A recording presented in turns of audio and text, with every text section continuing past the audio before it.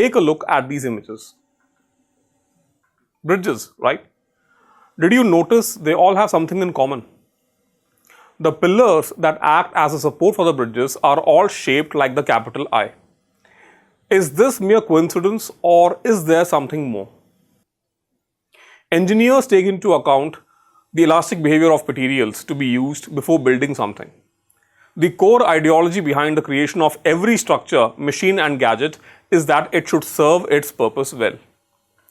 Consider this heavy crate that weighs about 10,000 kilograms. How do you lift it? Engineers solve this problem by developing the crane. Let us apply the concepts from solid mechanics to find out the specifications of the rope that is required to lift this heavy load. First, the rope must have a very high yield strength. That is, it must be able to handle a considerable amount of stress without permanent deformation or breakage. Mild steel is a good option since it has a high yield strength, over 300 times 10 to the power 6 newtons per meter square. The area of cross section of the rope must be greater than or equal to the ratio of the weight of the load to its yield strength. Substituting the known values into the appropriate equations, we get the area of cross section to be at least 3.3 centimeters squared. This means that the radius of the wire will be nearly 1 centimeter. Now, normally a large margin of safety of about a factor of 10 in the load is provided. So, it is recommended that the rope should have a radius of at least 3 centimeters. A steel wire of 3 centimeter radius is no longer a wire, it's a rod. So, the ropes are always made of a number of thin wires braided together in manufacture to increase their flexibility and strength. Now, imagine that you have to construct a bridge. How should it be designed? Your primary concern is that the bridge should be able to withstand the load of the flowing traffic, the force of the wind and its own weight. This problem can be solved by developing some sort of support structure like beams or pillars. Similarly, in the construction of buildings, the use of pillars, beams and columns is unavoidable as they provide the necessary stability to the establishment. Now, since these beams have to be designed with good amount of precision to prevent them from bending or breaking, let us analyze the performance of a beam of length L, breadth B and depth D. Say the beam is loaded with a load W at its center.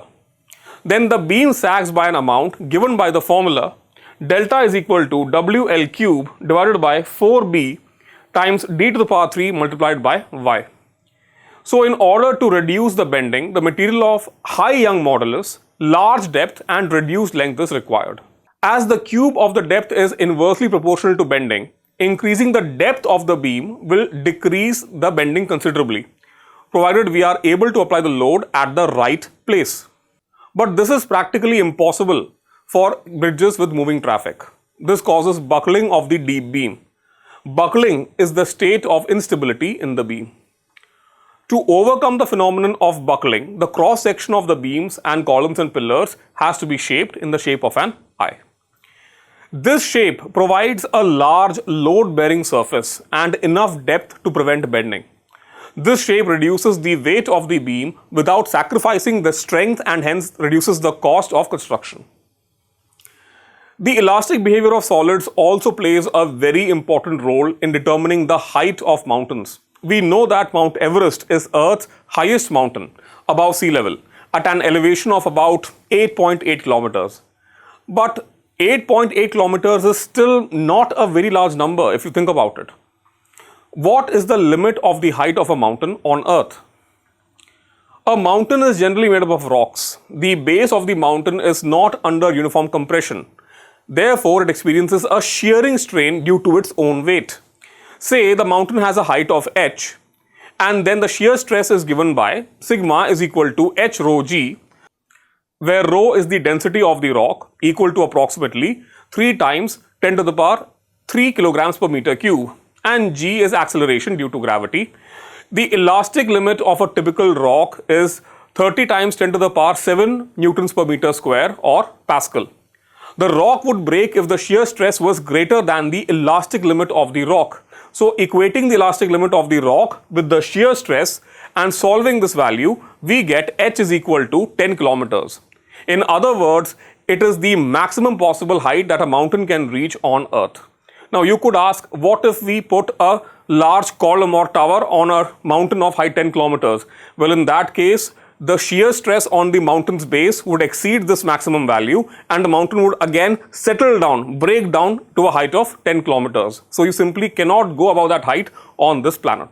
From a rock in a mountain to the wing of an aircraft, everything includes the proper study of solid mechanics. Did you know the fact that an airplane's wing must go through a flexibility test? Why do you think this is done? This is where, along with mechanical property of solids, the mechanical property of fluids comes into play, which is what we will study next. So let's summarize what we have done so far.